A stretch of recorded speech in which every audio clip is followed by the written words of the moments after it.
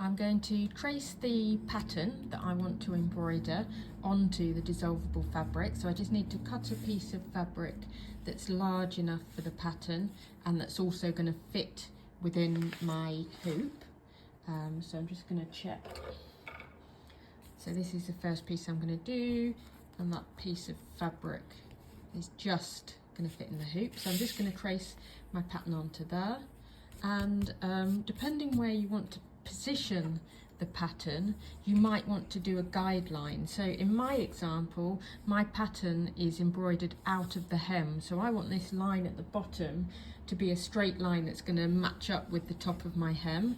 So when I draw my pattern on here, I need to make sure that I'm drawing it based on a straight line. So I'm just going to draw the straight line first of all. I'm just using a pencil, regular pencil, and then I can go through and I can just start tracing my pattern, and it doesn't need to be perfect, but it just needs to be good enough that it's going to show you where you need to do your embroidery. So you're marking on any indications you might want to see when you're coming to put the stitches onto the knit. And you can always adapt it at this stage. If you change your mind about one of the stitches, you can change it to a different stitch, or you can do that as you're stitching as well. And I'm just going round, and it depends on the visibility, how strong your drawing is underneath, as to whether you might be better holding it up to a window to see the pattern underneath. This one I think I can just about get away with it, plus I've drawn it out 6 times already, so I know it quite well. So I'm just carrying on like that, going round, and then you'll see that there's my pattern drawn on, and then I can go back up, match it up, carry on drawing. So I'm just going to carry on and finish that off.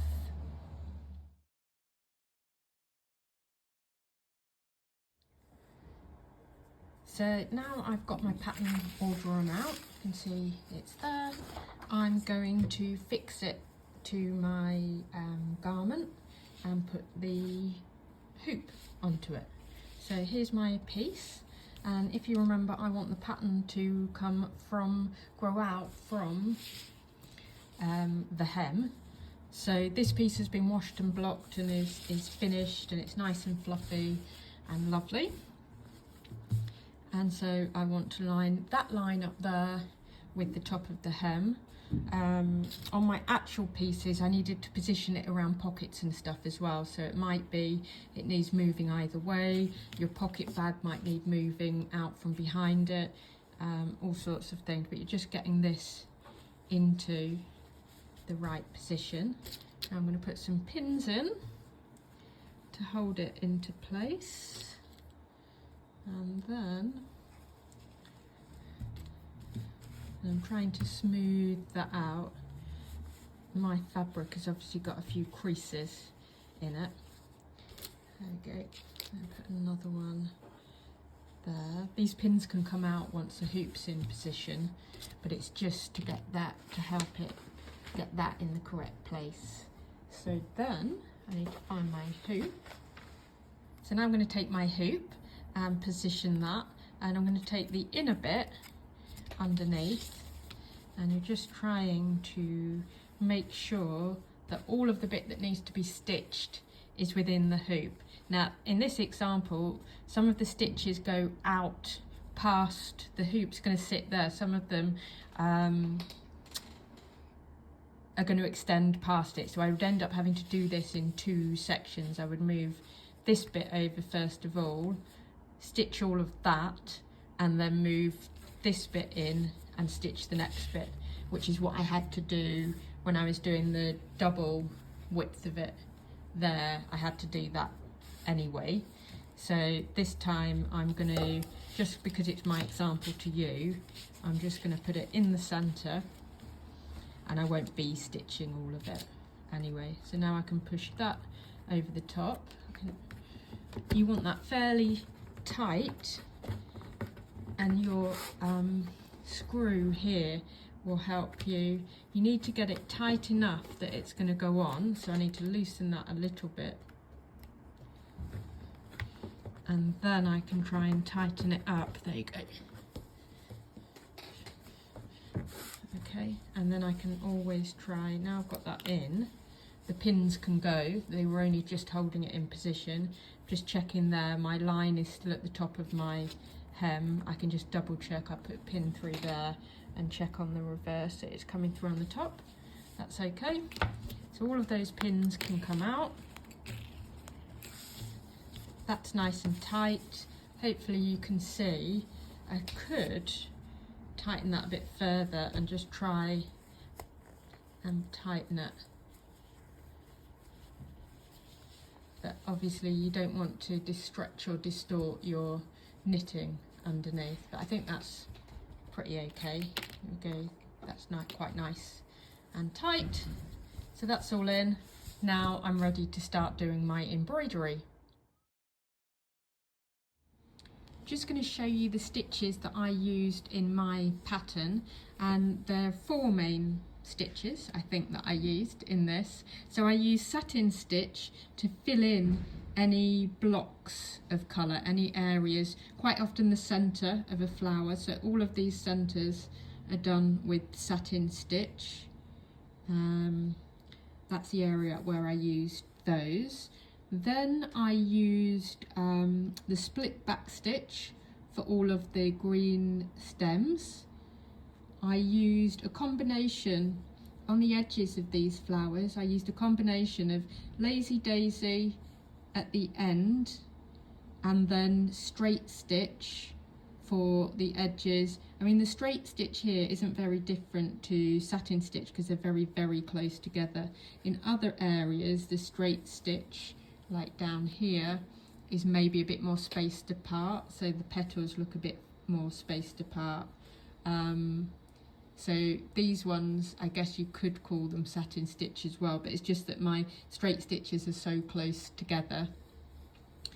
Then, so lazy daisy here, I use lazy daisy stitch for these purple petals, the small ones. The aqua here is just straight stitch, and those are French knots at the top. And I think those are the 4 types I use. Sometimes I use like funny little kind of combinations of straight stitches, but in different directions. And I've got some more French knots there above some straight stitches. I did it quite intuitively. I didn't try to worry too much about whether I was doing the correct stitch or the correct name.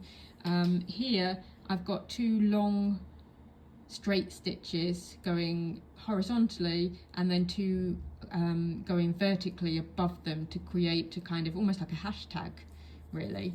And so those combination of stitches gave me everything I needed for here. And if I just show you what everybody always wants to know what the reverse looks like.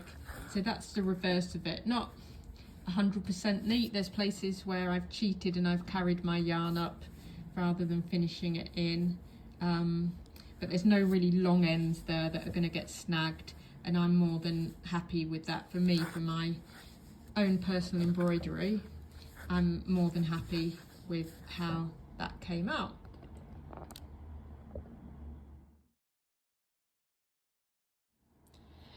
Now for the embroidery, I'm going to choose my colours and start my stitching. I'm lucky that I've got lots of boxes of spare ends of yarn that I've saved over the years, and I've always kept these in colour order. I used to use them for gift tags and that kind of thing, so I'm always on the lookout for what I can use my ends for, and these embroideries are perfect. So I've got all my boxes, I'm going to choose my colours, and the way that I did it when I was embroidering this is, rather than say starting in one area and doing these stitches, then these stitches, then this fill-in bit, then these petals, then that strand, is I would go through and I'd work all of one type of stitch in one type of colour first. So for example, I would have gone through and I think I did all the fill stitches in the centre of the flowers first of all and picked my colours for those, and then I went round and did the petals. Then I did the petals up here, which were more of a different type of stitch, and then I ended up with my French knots at the top being my almost my very last ones, and then doing the stems as the very last thing. So that was what worked for me, but it's entirely up to you. So for this example, I'm going to show you first of all the filling in of the centre of the flowers, and I use satin stitch for that. So the first piece of satin stitch I'm going to take, I've got some spare yarn here, I'm just going to pull off an end. You don't want your ends to be too long, else they're going to be quite unmanageable and you're going to end up with knots and that kind of thing. So I'm just pulling off enough to do enough of a section. I know that's not much help, and I'm going to take my needle, and I've got one of these needles. These are the ones that came in the set I got. They've got a very sharp end on them, which surprised me because I assumed that because it was knitwear we'd be using a bodkin needle like we do with duplicate stitch and that kind of thing, so as not to split the stitches that you're knitting into. But actually it's the opposite, you do always want to split the stitches that you're knitting into, and so this is a sharp end, but the eye is big enough to get my yarn through. And you don't knot it. That was another thing that I learnt doing this. You don't knot your end. You're going to sew your end in at the end of each piece of embroidery. So what you want to do is, if I'm going to fill in this bit here, you want to in fact let's do this one down here because it's smaller.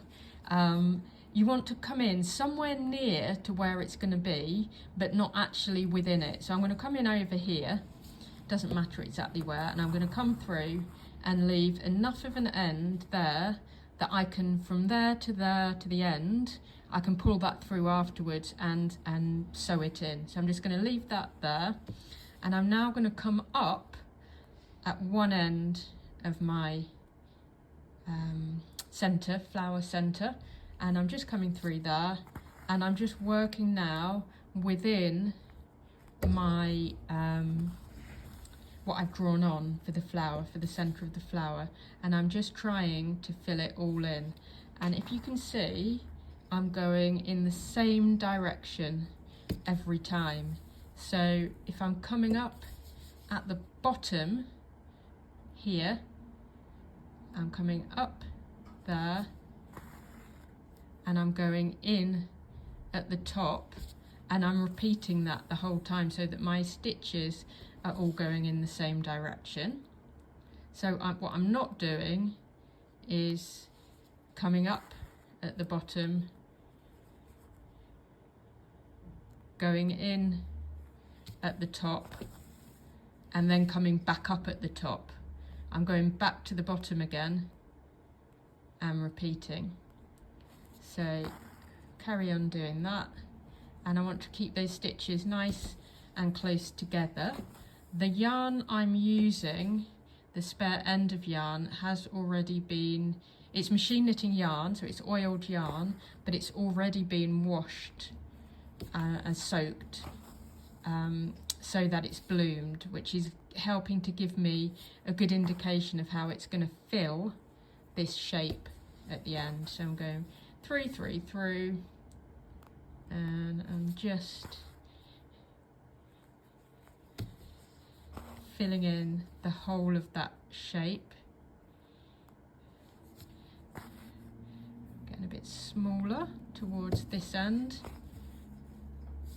and that's probably enough, I think. So that's all filled in.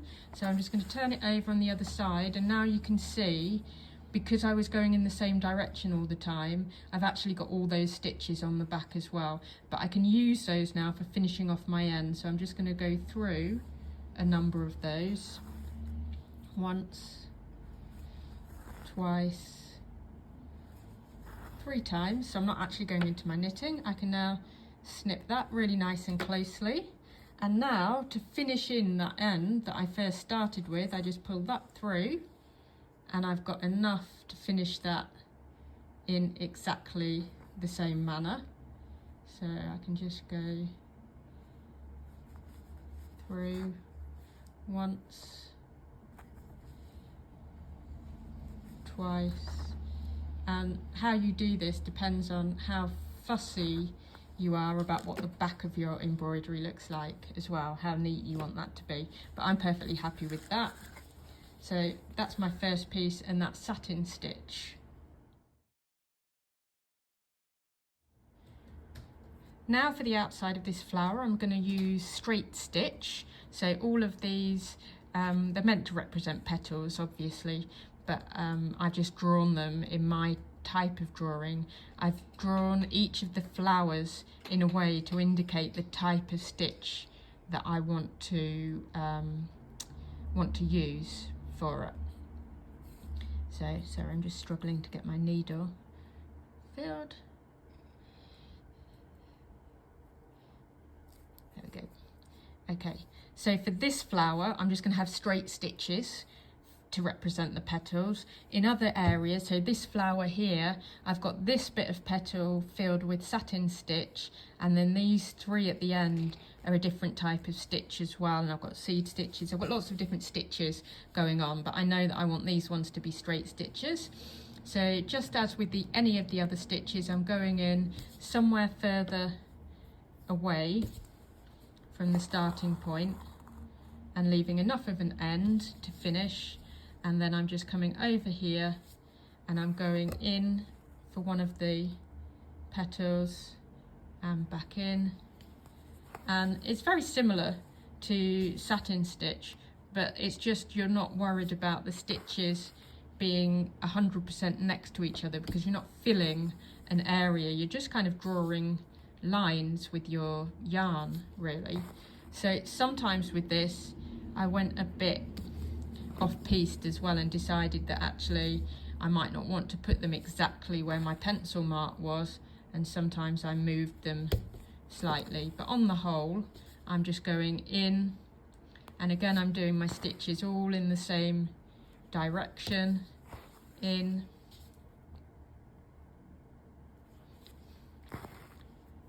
and I would carry on. For some of these, sometimes you won't have enough yarn in one go to do the whole thing, so you do the bit you've got, finish that yarn off, and then start with a second piece. Depends how long your end of yarn is. So just working my way round. So this is the straight stitch, and I've got a gap to the next bit. And I'm carrying on all the way, and then I would just finish in exactly the same manner as before. So when I've got to the end here, I would turn it over the other side. I would take this yarn through, and I'm not actually taking it through the grey knitted fabric, I'm just weaving it under my straight stitches. So I do that, cut my end, and my starting point, I bring that yarn through and I do exactly the same. Sew it in and snip it in exactly the same manner.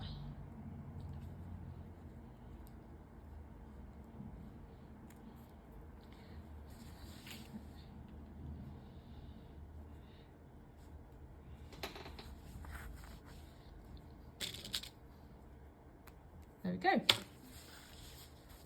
So that's my straight stitch. Next I'm going to show you lazy daisy stitch, and on my pattern I use it on the end of these flowers and also for these tiny little seed-like petals at the top. So I'm just going to show you how you do it large and how you do it small. So I'm coming in somewhere near to where I want my first stitch to be, and I'm going up to that stitch and coming through. And whenever I do these stitches, I never pulled them too tightly, but I didn't leave them really loose and baggy either. So I've come up there at the top and I'm going in next to it. So I'm creating a kind of loop. If I carried on pulling on this, it would disappear through and just have a tiny bit showing on the top. That's not what I want. I want it to be about big enough to create my petal, and then I'm going to come up at the end of my petal there and through the center of that loop that I've created. Hopefully you can see that.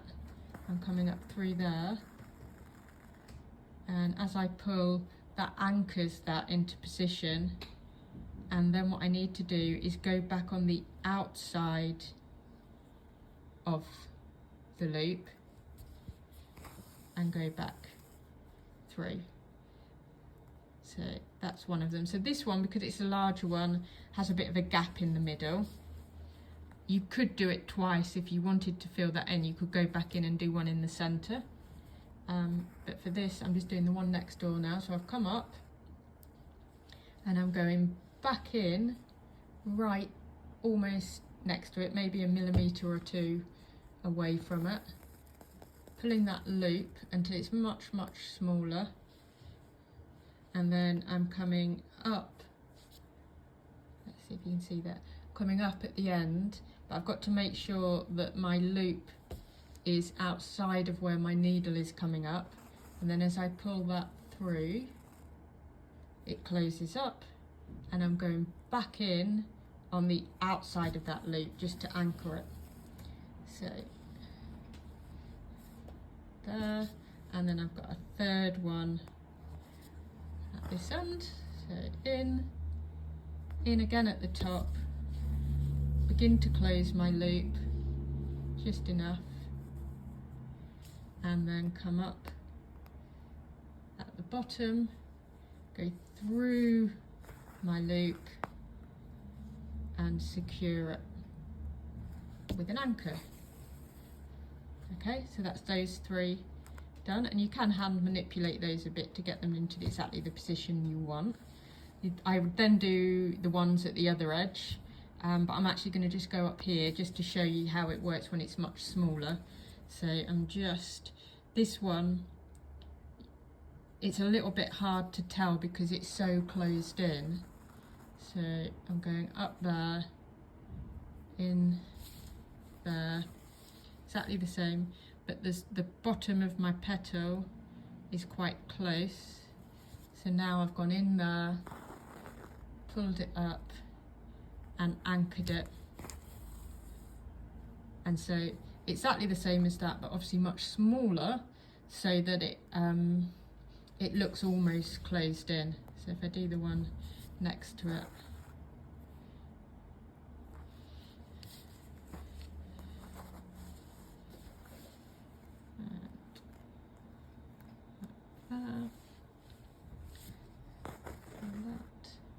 and anchor it. Okay, and so that's the lazy daisy stitch, and I would just finish off my end when I'd done all of them. I'd be working my way around, going all the way around there and doing all of them. I would definitely need a second piece of yarn, so when my yarn ran out I would finish off that end and then attach a new piece and carry on, and then I'd finish off these ends afterwards.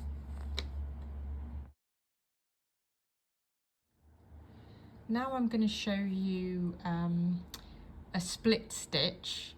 I don't know, this is how I've done it on mine. I'm not entirely sure whether I've created a mashup or whether this is the correct way, but it's a cross between a back stitch and a split stitch. So I'm going to be going through the previous stitches, and it's what I used for all the stems on my flowers. And so I went in, say I'm going to do this stem running down here.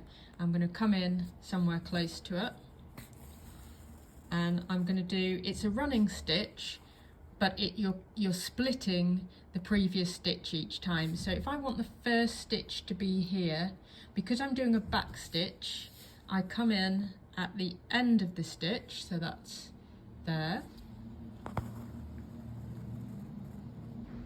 and I come in and I go back to the start of that stitch. So when you look at that, that's my first stitch completed, and it's just like a running stitch. But now, because I've got a back stitch, I'm coming out back down here next of all, and you're trying to keep each of these stitches a very similar size to each other. And to split it, if I wasn't doing a split stitch, if I was just doing a straight back stitch, I would just go in somewhere underneath that stitch. But what I want to do is to create a split stitch. So I'm going into the bottom of that stitch, and just like it says in the name, I'm splitting that and I'm pulling that through.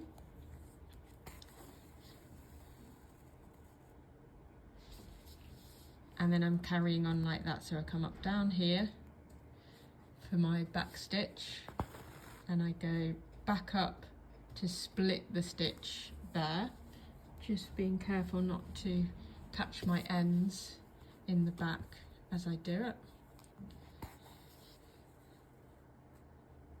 And then I would just carry on all the way down, so going up and splitting the stitch above and working my way all the way down there. That one was a little bit too long, but never mind.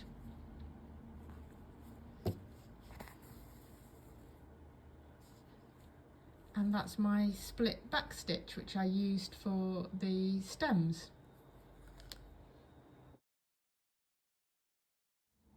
Now I'm going to show you my French knot. I'm not sure that I'm doing this 100% the official way, so that's my disclaimer at the start of this, but this is how I did them on my cardigan and what worked for me, so it's what I'm going to show you. So I've got an end of yarn as before, and these are going to be my French knots here, so I'm going to come in quite close, leave my end of white, then you come up through the center of where you want your French knot to be, and I'm holding now this little bit here taut as I wrap it round my needle, and I for mine wrapped it round 3 times, so I go once, twice, 3 times wrapped around my needle, and I'm now going back in almost exactly where I came out, just right next door to it, and I'm holding this with my left hand whilst I pull the other end through and pull it up tightly, and that's my French knot, which gives you a raised little knot on the top. Like I say, I'm not sure that this is definitely, I think in the official instructions you should probably only go round twice, I'm not sure, but I've come through 1, 2, 3 wraps around, back in. This was definitely the hardest of all the stitches to master. Pull that through until it tightens up, and there you go. But it looked nice enough for what I wanted, so I was more than happy with that. 1, 2, 3, back in, and there's 3 French knots. See if you can see how raised they are, and then you would just finish your ends off as normal.